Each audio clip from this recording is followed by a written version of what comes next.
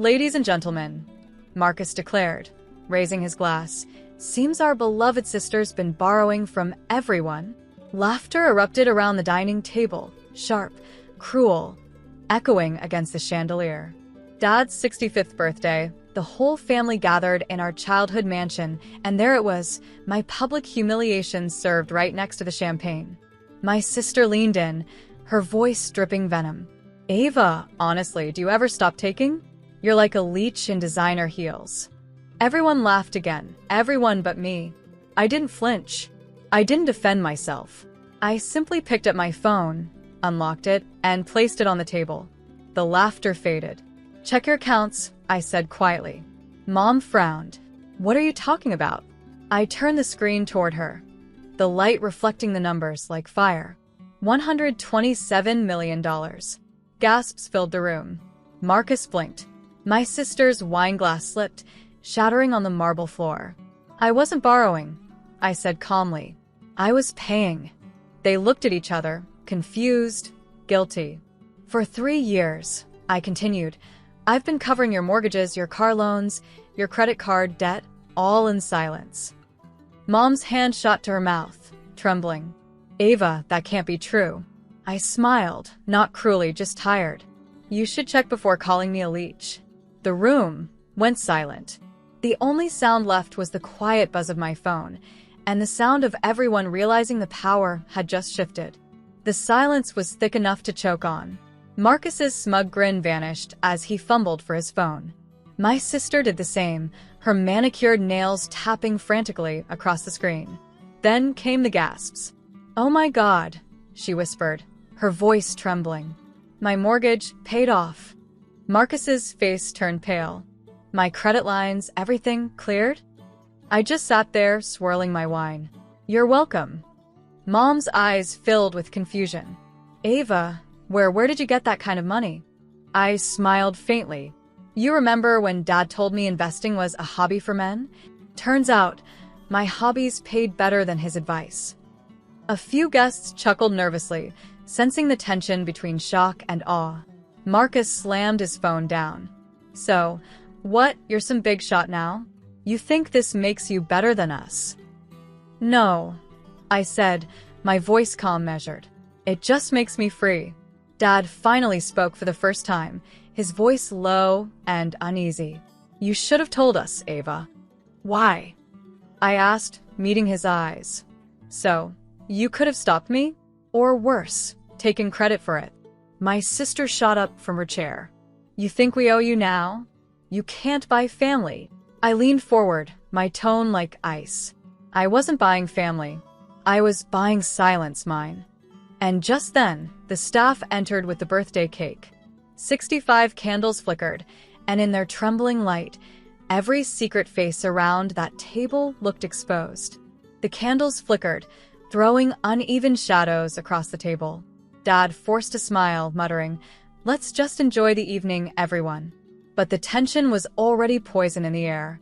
No one sang. No one clapped. Marcus sat with his jaw tight, scrolling through his phone, desperate for a loophole that didn't exist. My sister kept glancing at me, eyes darting between fury and fear. Finally, Dad broke. "Ava, you embarrassed your family tonight." I blinked slowly. "Embarrassed?" I told the truth. His voice rose. "You humiliated your brother and sister. You could have kept this private." I tilted my head, smiling faintly. "Like you kept your offshore account private?" The room went still again. Marcus froze mid-breath. Dad's face flushed crimson. Mom stammered, "Ava, please." But I was done playing the quiet one. "I spent years fixing your mistakes while you called me reckless. You said I'd ruin this family, and yet here we are, standing on the foundation I built." My sister scoffed. "Oh, please, what foundation?" "Your little tech investments." I leaned forward, voice low, sharp.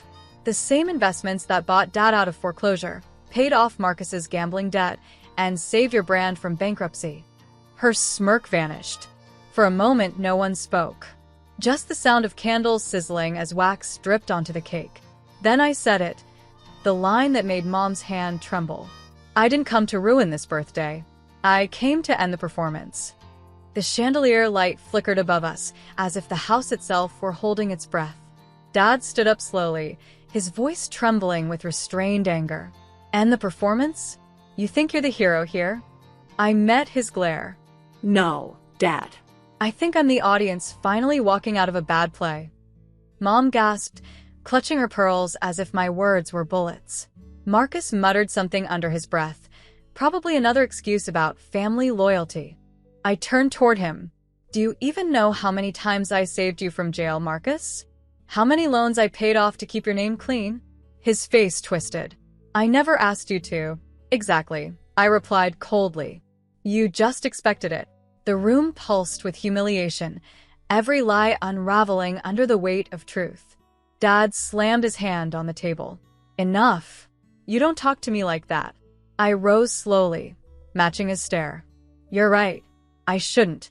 Because from this moment on, you're not my boss, not my banker, and not the god you've always tried to be.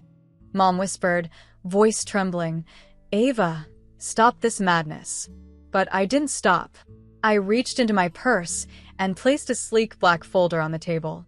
This, I said, is the documentation transferring all your mortgages, your debts, and your business shares back to you. Marcus's eyes widened. Well, what does that mean? It means, I said softly, I'm done cleaning up your mess. The folder sat in the middle of the table like a live grenade.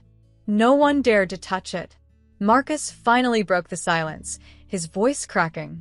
You can't just walk away from family obligations. I smiled, quiet and sharp. Marcus, obligations end when respect dies. Dad snatched the folder, flipping through the papers, his face growing darker with each page. You revoked the transfers? Ava, this will destroy us. I met his gaze. You destroyed us the day you made money your god. Mom covered her mouth, tears filling her eyes. We needed help, Ava. We were drowning. And I gave it, I said. 3 years of it. But instead of gratitude, I got mockery. My sister scoffed. You're punishing us because we didn't worship you? I turned toward her, my tone like ice. No, darling. I'm punishing you because you learned from them. Her smirk faltered. I don't want repayment, I continued, standing now, my chair scraping softly against the marble. I just want distance. And peace. Dad slammed the folder shut. So, what? Now you'll watch us fall? I looked at him, the man who once told me success without approval meant failure. No, I said. I'll watch you rebuild the way I did, without anyone saving you. The silence that followed wasn't anger anymore. It was fear, the kind that comes when people realize the game has ended and they've lost the only player who ever knew how to win. Marcus stood up, his chair scraping the marble floor. You think you're better than us now? Just because you have money. I turned slowly, my heels clicking against the tile like punctuation. No, Marcus. I'm better because I remembered where I came from, and you all forgot who raised you. Mom wiped her tears, shaking her head. We're still your family, Ava. You can't just erase us like some bad investment. I softened for a moment, but then I saw the way my sister's husband was smirking behind his glass of wine, whispering something that made her laugh. Something snapped. You called me a leech in front of strangers, remember? I said, turning to my sister. You told your friends I begged you for money when I was paying for your wedding, your car, your house. You said I was desperate. Her smile vanished. Ava, that was just a joke. Funny, I cut in, because now the joke's on you. I pulled my phone from my bag, tapping the screen. The Bluetooth speaker in the living room chimed. And then the room filled with my sister's voice, her recorded call with Mom, laughing about bleeding Ava dry before cutting me off completely. Dad froze. Mom's face drained of color. My sister went white as marble. You wanted proof of betrayal? I said calmly. I brought receipts. The recording ended with my sister's voice. Ava's too soft to ever fight back. I smiled. Guess I finally learned. The room exploded in chaos. Mom lunged toward the speaker, shouting, Turn that off. Ava. But I didn't move. I just stood there, still, calm, watching years of manipulation unravel. Dad's face was gray with shame. "Is this true, Carol?" he asked, voice trembling. My sister stuttered. "Dad, it was just venting." But the truth was already out, echoing in the walls of that mansion they built on my silence. I turned to Mom. "You taught me loyalty, remember? You said family means never turning your back. But you forgot the other side of that. Family shouldn't stab you in yours." Her lips quivered. "Ava, I only said those things because I was angry." I stepped closer, my voice barely above a whisper. "You weren't angry. You were comfortable. You liked the version of me that stayed quiet and kept you rich." She reached for my arm. "Please, we can fix this." I pulled back. No, Mom. "You fix things you love. You bury things you've used." Marcus tried to speak, but Dad silenced him with a raised hand. His voice was low now, defeated. "You recorded your own family. Why?" "Because I knew the day would come when I'd need to remind you who you turned me into," I said. And then I reached into my purse, pulling out an envelope and dropping it on the table. "That's your final payment and my goodbye." The envelope slid across the table, landing between Mom's trembling hands. Inside were cashier's checks, one for each of them.